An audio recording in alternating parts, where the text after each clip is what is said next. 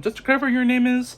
Nice to meet you. My name is Richard Cortez. I came over here because I'm a fan of your recent ventures, particularly your investments in retail stores.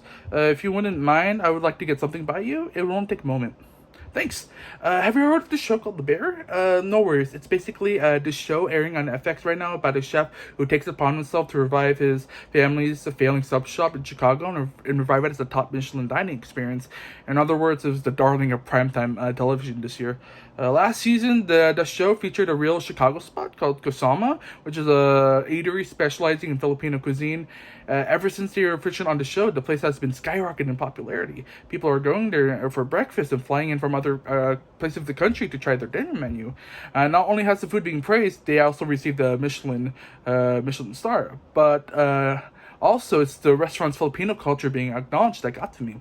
I'm from Lake Forest, which is in the Southern California area, which is home to over a million Filipino immigrants. But however, growing up, my culture was rarely seen on the streets of SoCal. Even though we are the largest Asian population group, our cuisine ranks lower in popularity than any other Asian ethnic groups. There are so few Filipino restaurants in the area, and Filipino grocery markets were located in the heart of Irvine. Seafood City, that's our major Filipino grocery in the U.S. And it's very far from where I live. Gas is expensive, and treks to purchase those goods only come like once a month. And that's where my company comes in, the Malted ones. It solves this problem. With me being the founder and CEO, it's my company's mission to implement bakeries and areas rich with Filipino American immigrant families and individuals, and serve those communities with goods that they don't have to travel long distance for. Among our goods are our ube chocolate chip cookies, our coconut bibingka, our rice puddings, our leche flan, and our lineup of tiered cakes, which are made fresh daily and available to be ordered for catered events. Served in-house with coffees made with a variety of important blends. Our goods are made to be affordable for all just by using our blue malted milk powder. Just by cooking malted milk powder in our brown butter, does the maximum flavor of our products present itself.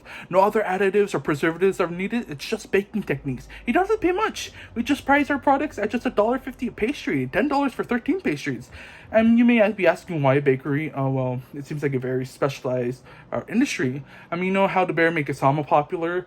Well, thanks to the advent of social media and decreasing popularity of ethnic cuisines, which is supposed to be a $100 billion industry by 2032, shows like the Bear, including Filipino culture, my company can actually benefits from that by familiarizing not just our pre-existing Filipino customer base, but new demographics within the youth, food journalists, and the on-the-go worker looking for a midday lunch.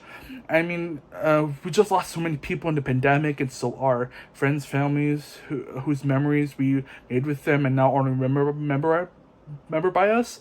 Now we need a sense of comfortability that we can cling to, and the bakery, not just any bakery, is something that can fulfill that role. That neighborhood place where you can meet couples, young and old, discover much more about the neighborhood around you, all having a nice pastry and cup of coffee. Everyone needs that sense of familiarity and comfortability.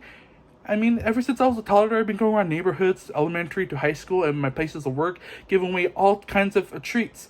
I have gained a reputation with my inner circle of colleagues for having an annoying talent and affinity for the pastry arts, partly as a way for me to develop and receive feedback for my skills. Baking is mostly as a way for me to give back to the Southern California community, for being my home and making it free for me to have this conversation with you.